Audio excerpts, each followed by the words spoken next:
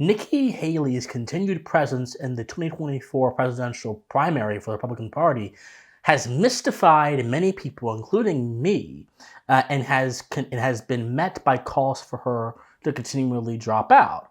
Now, many people suspect that Nikki Haley, since she is aligned with what is called the establishment of the Republican Party these days, is simply staying in, A, because she is part of the establishment, and also B, because she's waiting for something potentially bad to happen to President Trump.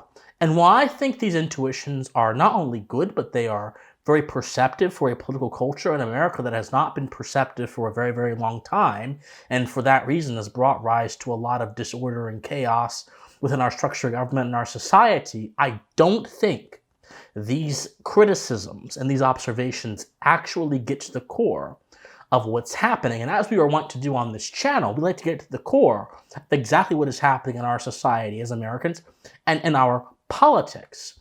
The truth is, American politics has been conducted for decades upon decades in a manner that is conducive to a particular agenda and a particular aim.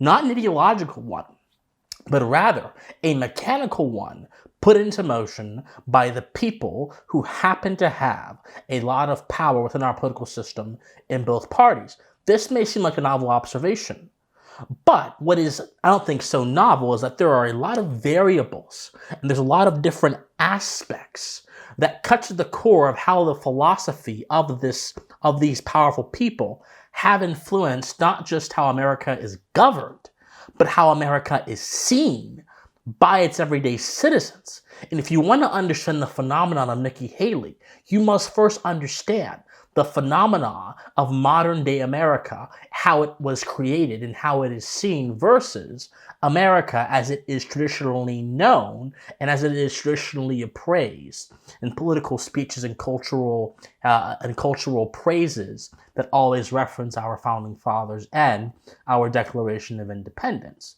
My argument is going to be very simple, that if you understand how our society and our politics has been framed in this manner, you will be able not to just understand Nikki Haley, but every single other type of political figure that is just like her. Because it's not about Nikki Haley.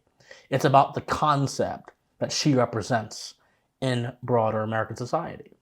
So in order to grasp this, we have to first talk about the norms of power, and then cultural symbols that the norms of power use to maintain their hold on power and to push forth on certain ideas. Well, let's go back to basics. What is politics? Politics is simply the application of a particular ethical theory as it relates to governance, and doing so in pursuit of a certain policy or a certain measure dictated by policy. So to be short about it, politics is actually applied ethics, which is one of the reasons when people say, Christian, why do you mention philosophy all the time? Well, because politics is just a philosophy being applied into a manner of governance. If you don't understand philosophy, you can't understand politics. Well, perhaps you can, in a sense, but it won't be a kind of politics that you ever want your country to be governed by. And so if politics is about applying certain things, application requires power. And so politics is not just applied ethics, but politics is also the science of power and how to apply ethics with power. So stay with me here. Well, power, just like society, has a set of norms that govern it.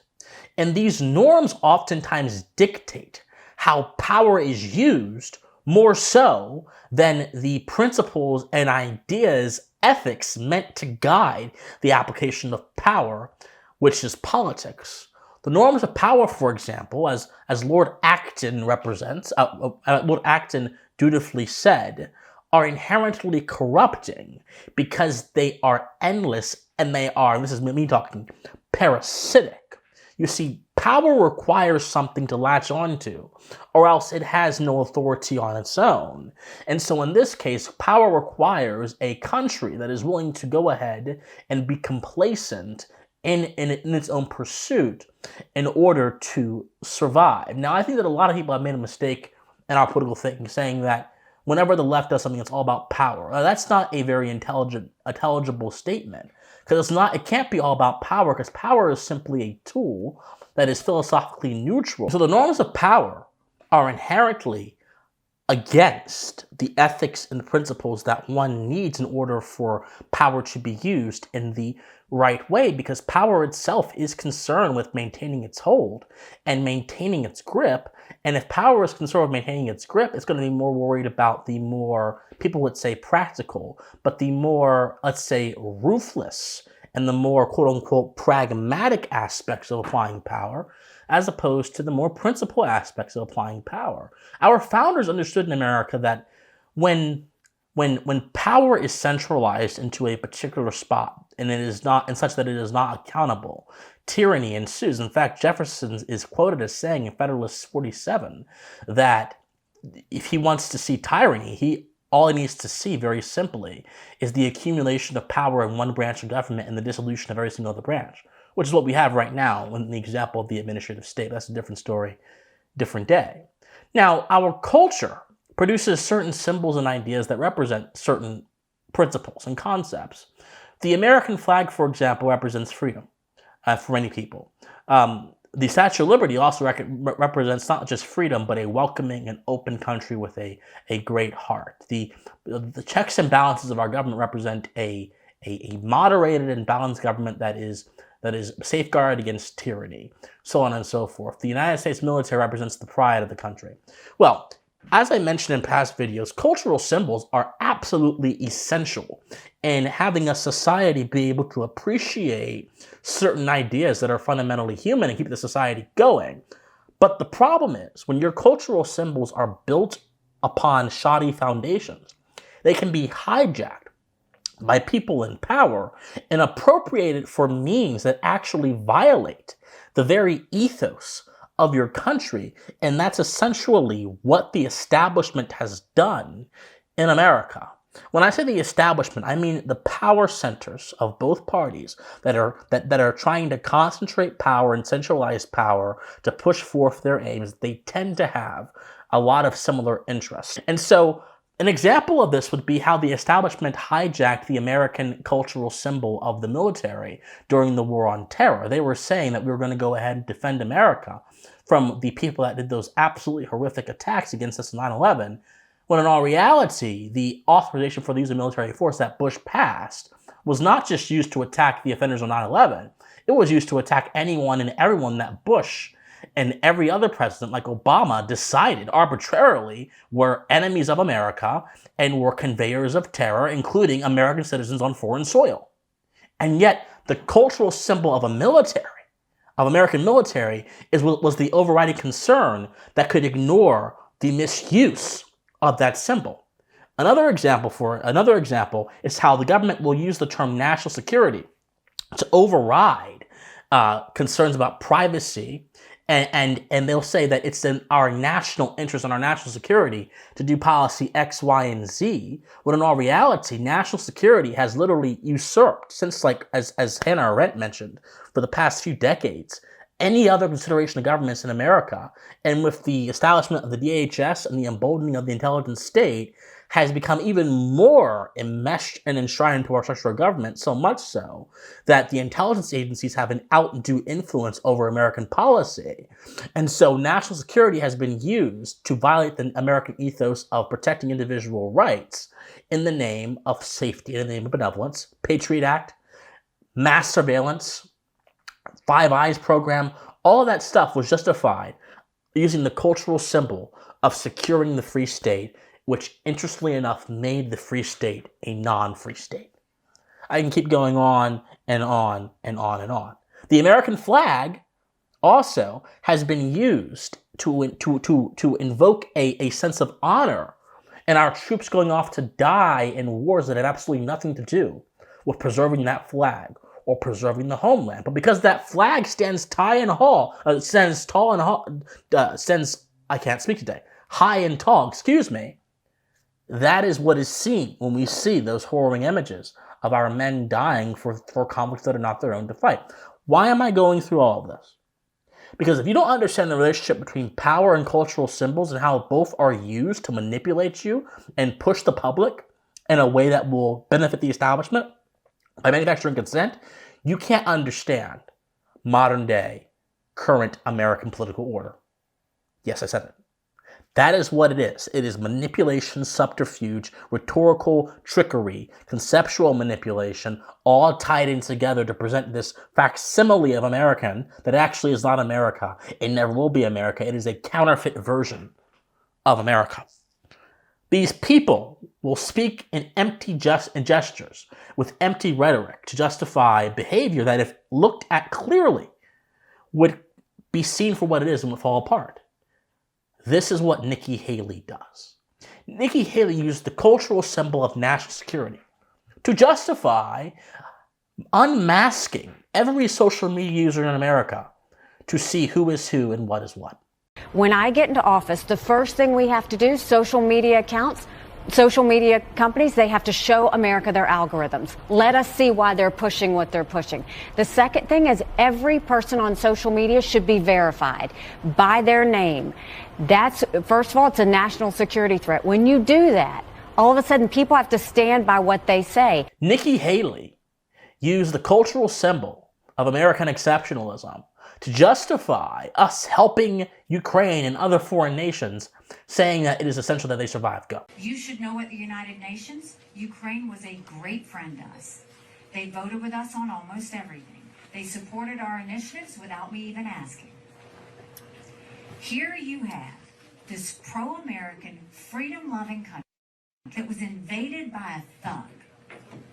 Nikki Haley is an embodiment of this attempt to manipulate our culture and our political understanding to produce certain social and political ends. It's unfortunate, but it's very simply the truth. But we should also understand something, that this long persisted in process of cultural and social manipulation, the sort of turning of concepts against the people, being weaponized, has basically resulted in a bunch of people, millions of Americans, the normies that are so-called, that have no clear vision or understanding of our political system. And in having no clear vision or understanding of our political system, they are operating within an America, as I mentioned before, that is not actually in America. The point is this: many Americans have no clue how their system is supposed to work beyond abstract propaganda. Many Americans are indeed heavily propagandized from the cradle to the grave, and that influences their idea of society and government and the politicians they decide to select. Americans are taught that there are three branches of government. There have not been three branches of government for the past 70 years. Look at the non-delegation principle in 1935 and what happened there, when the Supreme Court literally empower the administrative state, destroy the first principle of the separation of powers, which is non-delegation, which is that the functions of a particular branch should not be given to another branch. The Supreme Court erased that with one ruling, and that empowered a bureaucracy to overtake our government. We haven't had three branches of government for 70 plus years. They are taught that America fights virtuous crusades to help Ukraine and other nations. And in all reality, these crusades weaken our economic standing, they weaken our moral character, and they also cause Americans to be in more danger due to the amount of people these crusades radicalize. It's so unfortunate. They are suspended under false concepts, like the idea that America requires people like NATO to help it survive, when in all reality, NATO is a response to the prospect of another Hitlerian figure rising in Europe and the need for a unified front to ensure that doesn't happen again, when in all reality, we understand that this is not only not a threat anymore, this is being used as an excuse to get America involved into a bunch of things around the world that simply destabilizes more countries and does enable certain figures, not Hitlerian, but certain bad figures to arise on the backs of the hatred fomented by this kind of policy. NATO quite literally is engendering the very thing it was supposedly created to stop. It's engendering resentment. It's engendering nationalist rage. It's engendering a lot of things because NATO is a part of the superstructure of the geopolitical order of the Atlantic Council and the UN, which says that borders are non-existent, which says that nations themselves are non-existent, and that we should all form together on the basis of these abstract values and forget the sovereignty of nationhood in any meaningful way. That's what the EU member states have basically done with the Schengen zone and all that kind of stuff, and having the UN impose order upon their countries. And that is what is envisioned for the world. And NATO is simply a prerequisite, a stepping stone to that dreaded vision, unfortunately.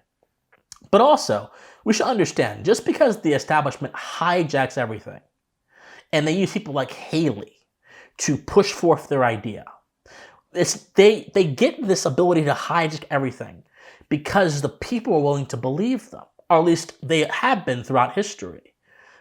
But the people willing to believe them, because they're laboring under another concept that is quite important to understand, that is the society of status. The idea that someone with status and institutional power and political power can be trusted and should be trusted by virtue of simply having those things. And their claims, merits, and everything else is going to be assessed through their lens, through their standing as someone with institutional power, as opposed to the strength or the claims of the arguments they make, as anyone's claim should be made with. The Americans are unfortunately suspended under that very superstition, that status confers validity, and and anything else is secondary, tertiary, it doesn't matter whatsoever. This has produced, and the establishment uses this for their advantage, this has produced mediocre thinking in how a lot of people, including Nikki Haley, conduct their politics. There's a reason why Nikki Haley goes on the campaign trail or goes on SNL and mocks Donald Trump for being old, as opposed to actually substantively addressing the issues of the country. There's a reason that Nikki Haley, when asked about the Civil War, will simply shrug her shoulders and say, what do you want me to say? Instead of actually understanding and knowing the history of her country and being able to defend that as someone who wishes to occupy the highest office in the land. There's a reason why Nikki Haley does not analyze world events from national interest and first principles. She instead defaults to the rhetorical mediocrities of our era. We have to protect our allies, so to speak. And she uses a lot of emotional language, a lot of the evocative language in order to justify which under any other standard is unjustifiable. There is a reason. I can keep going on and on and on and on. There is a reason this woman has run her campaign in this way. It's not because she's just a puppet. It's not because she's bought and paid for. It is because there is a mediocrity, a strain of mediocrity that runs through American politics that has enabled people like Nikki Haley to rise. It enabled Barack Obama to rise. It enabled a lot of people to rise. And unfortunately, it still infects the minds, this mediocrity, of the people that believe themselves to be red-pilled and enlightened and based. It still infects the minds of people who can consider themselves to be red-pilled and enlightened, who will use the term rhino to describe their political opponents. Trust me, there are many counterfeit conservatives in the world that I have no love for their unwillingness to be honest. But the term rhino suggests something that is absolutely anathema to any standard of reason and any thinking man. The term rhino suggests that political ideology and political party are the same thing, which they are not. There is a disjointed relationship with it, and the norms of power, which are embodied in the structure of a political party, are parasitic and toxic to political ideology, because power is not concerned with principles. Power is concerned with its own self-preservation, and yet these so-called red-pilled and based people will say, oh, she's a rhino. Shut your mouth. No. The mediocrities that the establishment uses to hijack our cultural symbols and drive us into so many bad things begin, and they can end with how you or I speak about politics. This may offend people. I don't care. A revolution of the mind is needed. Christian, you're being snobby and pretentious. No, I'm not. Because guess what? I am also a work in progress. The way I have referred to people or ideas in the past has been reflective of that same kind of mediocrity. No one's perfect. But if you want to actually have a better political order, one that is actually America, one that is actually three branches of government, one that is actually reflective of the vision of our founders, We have a lot of work to do, institutional and social, but the biggest thing that any of us can do in any capacity is start with how we think about these things and start with how we approach these matters. Nikki Haley wouldn't be a political entity if we had a thinking culture. She just wouldn't. Bush would have never been a political entity if we had a thinking culture. He just wouldn't. There are a lot of good people in politics that have been snubbed and ignored, all because they had ideas that fell outside of the Overton window. And because of that, were deemed by the masses as crazy, like Ron Paul, for example, like Ross Perot, for example, like Jesse Ventura, for example. We have to be willing to stand up and to look at these issues and to do so courageously, with temerity, and with a furiousness that will reject what we are given and will demand more, that will reject the false paradigm of the lesser of two evils and demand more. Nikki Haley is a result of not demanding more from yourself, from your country, and also from your government. I believe we can right this ship, reverse this tide, but only if we're willing to recognize how power works and how it actively works to disestablish the control the people have over the government. My friends, love you guys so much. Like this video, comment on this video, share this video, subscribe to this channel. Be sure also, if you want to donate to me, you can as well. I love you guys so much. Yes, I'm a little sick today. My apologies about that. But love you guys so much. Study history, study philosophy, remain morally convicted, and please stay pensive. Bye, guys.